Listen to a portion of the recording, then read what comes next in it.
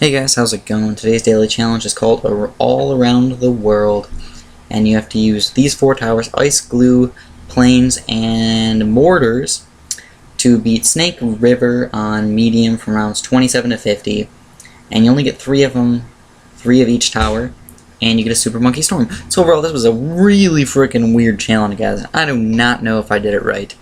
I just felt a little confused on how to do it correctly, so I was just like, what do I do near the end? So I guess you'll see what happens. But today we're going to be talking about the strategy just a little bit, and I'm going to talk about the Bermuda Triangle a little bit, and then that's really about it. I mean, the Bermuda Triangle really isn't that interesting if you ask me, but I had a few requests for it, so I'll go over it really fast. Well, here's the strategy. I started off with basically glue gunners and mortars, and I think the mortar can pretty much take out a lot of stuff by just itself. Anything yellows and below, this little mortar guy, if you put him in the right spot, can take out pretty much everything, yellows and below. And that all you need is a 1-2 mortar or a 1-3 mortar, because you want to be able to see the camo balloons. And your planes can see camo balloons as well, but you really don't want to rely on planes for all your camo. So once you get the 1-3 mortar, get a couple of glue gunners to start off, and your glue gunner is going to be your basic main defense for like the rest of the game. And then what you got to do is just make sure you make a couple planes. Now I made my planes because I thought the planes were going to be really, really good for the Moabs, and I thought I was going to be able to beat the Moabs. Sadly, I was not able to do that. So what I had to do is I had to do some crazy techniques, and you guys will see that at the very end of the video. But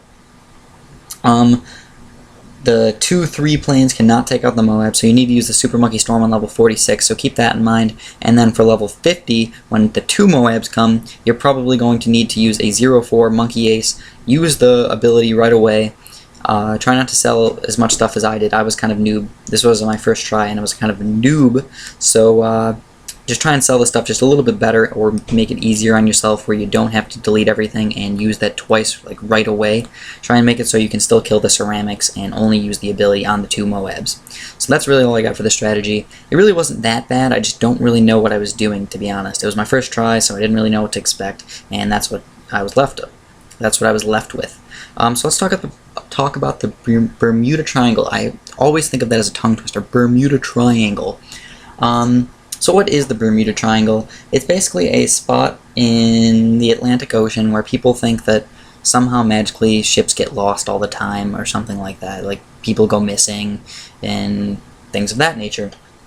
It's kind of like just east of Florida, right around there. I mean, it's not in the Gulf of Mexico, it's in the Atlantic Ocean, but it's just east of Florida, a couple hundred miles or so is right in there. And it's actually a pretty big triangle if you actually look at it like on a map. I don't know the dimensions, but let's just say it's quite a few hundred miles, probably thousands of square miles at that. So it's pretty big. So that just kind of makes me think like, well, think of how many ships actually go through the quote-unquote Bermuda Triangle all the time. If you think about how many ships have gone through there, it's just crazy.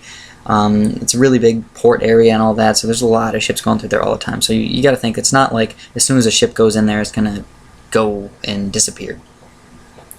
Nobody even really thought about the Bermuda Triangle or like people going missing or anything like that, and probably until like the 1950s or something like that. That's when people started thinking about the Bermuda Triangle. What people think that like it's called like Devil's Triangle as well, and that for some crazy reason people just go missing there and there's ghosts or there's something that goes there or something like that. Some people think of supernatural reasons, but honestly I think if you believe in the Bermuda Triangle, there's probably some sort of like scientific explanation, and I'm going to go over the scientific explanations more than the supernatural explanations just because I think that is more accurate. Now there's a couple things you could go with. There's compass variations, which is just a difference in the magnetosphere of the Earth. You can think about the Gulf Stream, which the Gulf Stream is just how the ocean currents travel around and can affect ships.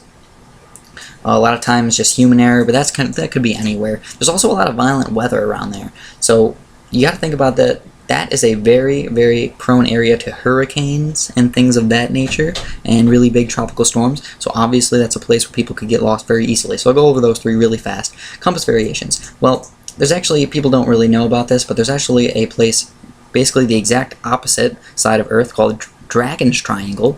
which is near Japan, and Dragon's Triangle is kind of like a Bermuda Triangle where they think that a lot of ships go missing and all that. So that's an interesting thing if you think about it, and that could actually be interesting with the magnetosphere. Now the magnetosphere is created basically by Earth's rotating outer core. So people think that there's probably some anomaly there in the outer core where there's either a strong magnetic thing that messes up the compasses or a really weak one, and that can mess up the compasses. So if you don't know where you're going in the ocean, you know, the only real way you know where you're going besides the sun is usually a compass. So that's that. Then the Gulf Stream. Now you have to understand that the Gulf Stream is just a current. Now people have to deal with currents all the time, so I really don't think the Gulf Stream is probably that big of a problem for most ships. I mean, it's just something that people like to talk about just because, oh my god, the Gulf Stream, Bermuda Triangle, blah blah blah blah blah. Honestly, I don't really believe in the Bermuda Triangle, so you guys can believe in it if you want, but I mean, there's probably not very many more ships that go missing there compared to other places. Ships go missing all the time, you gotta understand that. There's pirates, there's weather, there's crazy stuff that happens. You know, it happens all the time. It's not just one spot in the ocean that's just magic.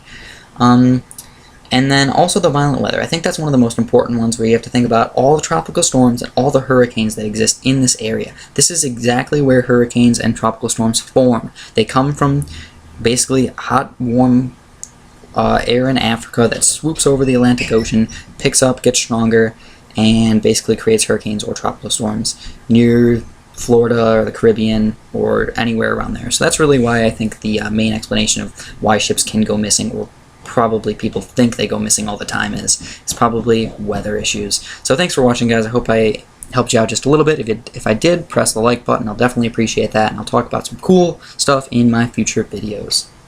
Thanks for watching.